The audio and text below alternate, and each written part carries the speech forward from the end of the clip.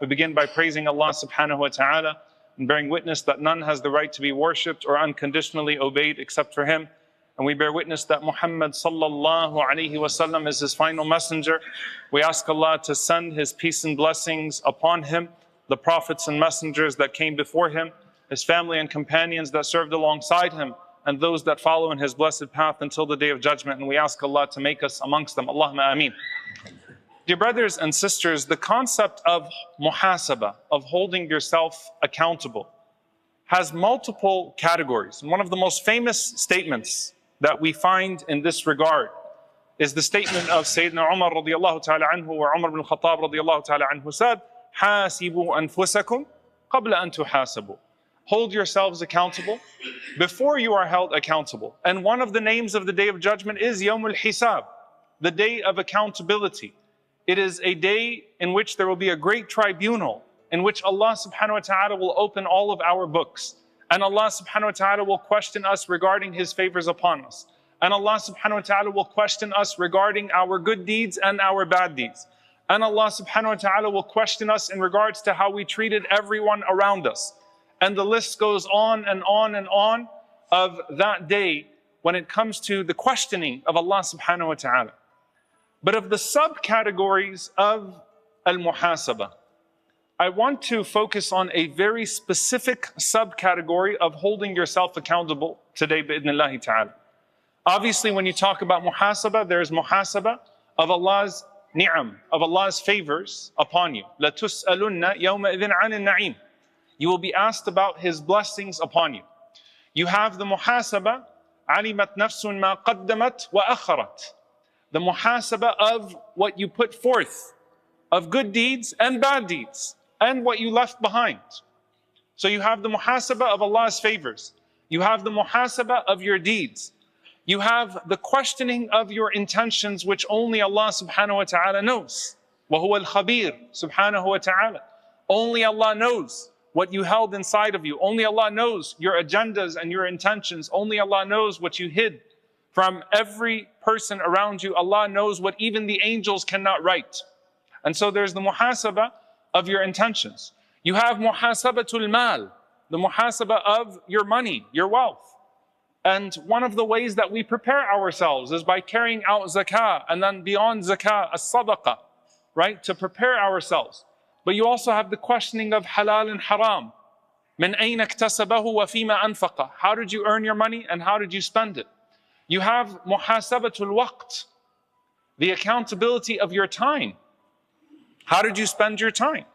If you were to take every minute that you have in a day, how much of it was spent in the obedience of Allah subhanahu wa ta'ala? How much of it was spent in sin? How much of it was spent in uselessness, which cannot benefit you on the Day of Judgment? But the very specific subcategory of muhasabah I want to talk about today is the muhasabah of your limbs. The muhasabah of your limbs. And it's probably one of the most underestimated forms of muhasabah. Your health, your faculties. You know, the scholars call them wasa'il al-ma'arif, the means by which you get to know Allah subhanahu wa ta'ala. وَجَعَلَ لَكُمُ السَّمْعَ وَالْأَبْصَارَ وَالْأَفْئِدَةَ. Allah gave you your hearing, your sight, and your ability to comprehend. And if the af'idah is gone and the ability to comprehend is gone, then you're not accountable in the first place. But so long as you have comprehension, you are accountable even for the slightest blessing that you still have in your life when it comes to your faculties. And so from the faculties you have wasa'il al-ma'arif, the means by which you get to know Allah. And then you have your arms, your legs, right? The various movements that you have in your life, your body. وَيُسْأَلُ عَنْ جِسْمِهِ فِيمَا أَبْلَاهُ. You'll be asked about your body and how you used it for the sake of Allah subhanahu wa ta'ala, how it was consumed on the Day of Judgment. Now I want to pause here for a moment, because subhanAllah, in the last couple of years, we've seen more amputees, images of amputees than any time in our lives. Unless you're someone who is an amputee or is missing some limbs, or you have a loved one that's missing limbs. But for the rest of us, it's been on our screens every single day. From the people of Gaza, may Allah subhanahu wa ta'ala grant them victory and steadfastness. Allahumma ameen. But you see the missing limbs. And you have the most child amputees in a single conflict, though we know it's not a conflict, but the most child amputees in the history of warfare, in what happened in the last 2 years with our brothers and sisters in Gaza. But you still see them saying, Alhamdulillah. You see someone I know personally, subhanAllah, 12-year-old girl, wonderful girl with one arm that functions, and all she says is hamd. Alhamdulillah, alhamdulillah, alhamdulillah, hasbunallah wa ni'mal wakil, alhamdulillah. And with that one arm, which is actually even her left arm, right? She pulls out her phone, she says the right thing, she's reading the right thing, she's praising Allah with the tongue that she still has. It's an incredible display of using whatever favors remain from Allah subhanahu wa ta'ala upon you in a way that's pleasing to Him. But for the purpose of muhasabah, when Allah Azza wa Jal says, اقرأ كتابك كفى بنفسك اليوم عليك حسيبا, that on the day of judgment, Allah subhanahu wa ta'ala will say, read your book. اقرأ كتابك كفى بنفسك اليوم عليك حسيبا. Read your book, you are enough of an accounter for yourself. Qatada rahimahullah, he comments on this, he says that this is one of the times that Allah Azza wa Jal directly intervenes to the person who's reading the Quran. Just like when you say, or when you read, وَإِذَا سَأَلَكَ عِبَادِي عَنِّي فَإِنِّي قَرِيبٌ. When my servant asks you, O Muhammad sallallahu alayhi wa sallam, about me, I am close. Not قُل. Allah Azza wa Jal directly answers.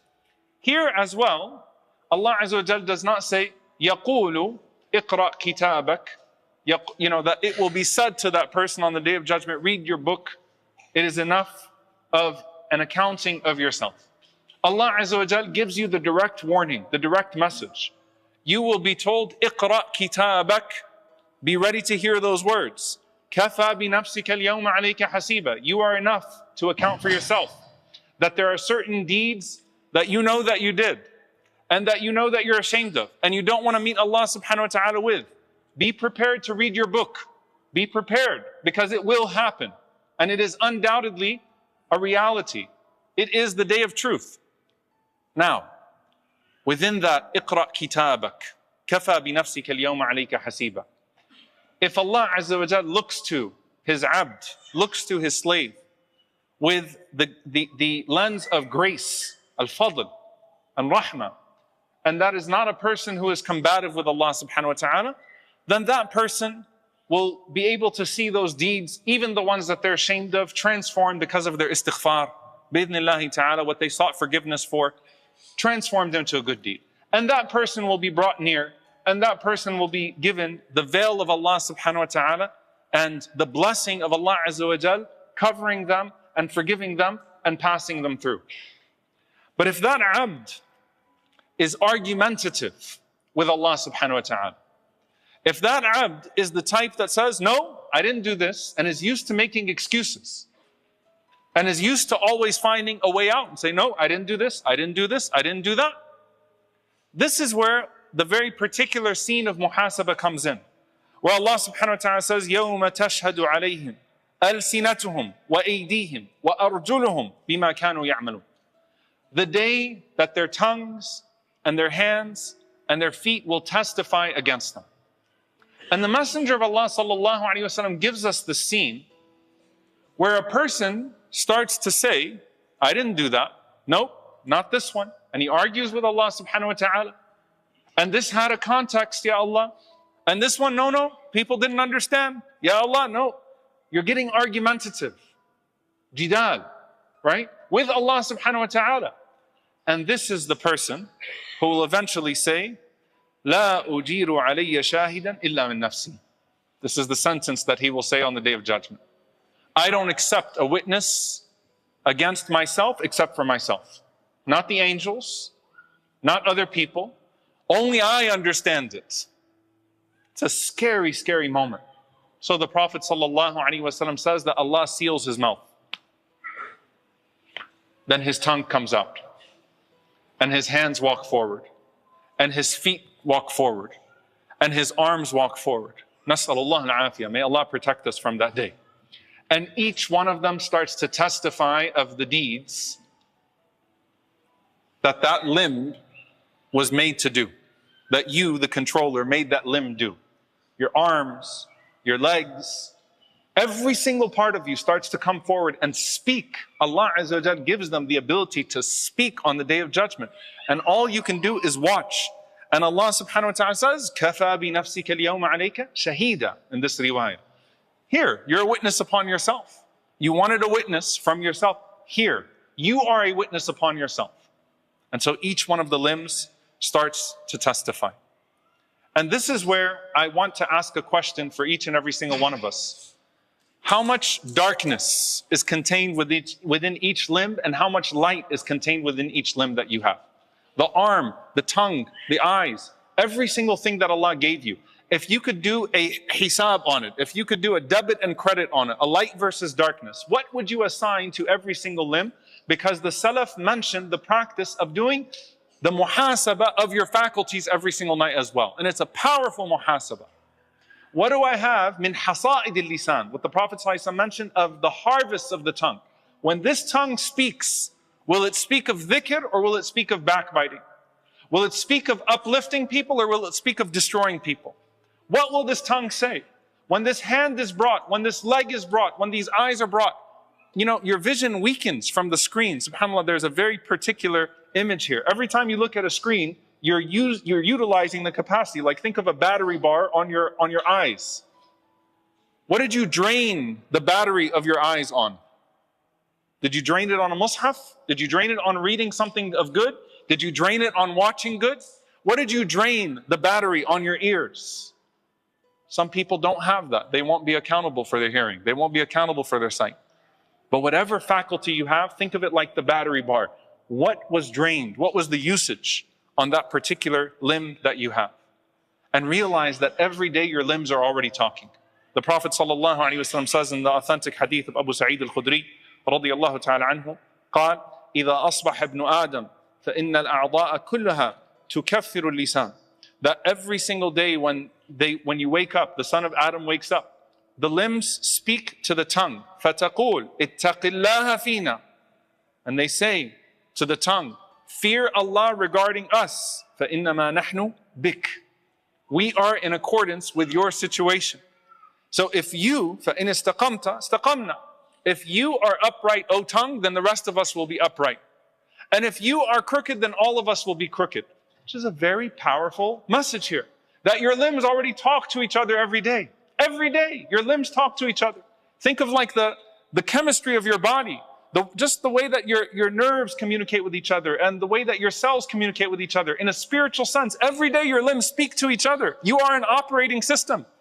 And they say to the tongue, because the tongue is the greatest aggressor of all of the limbs. اتَّقِ اللَّهَ فِينَا. Be mindful of Allah with us. Because if you're messed up, we'll all be messed up. Because you are in accordance, or we are in accordance with your state.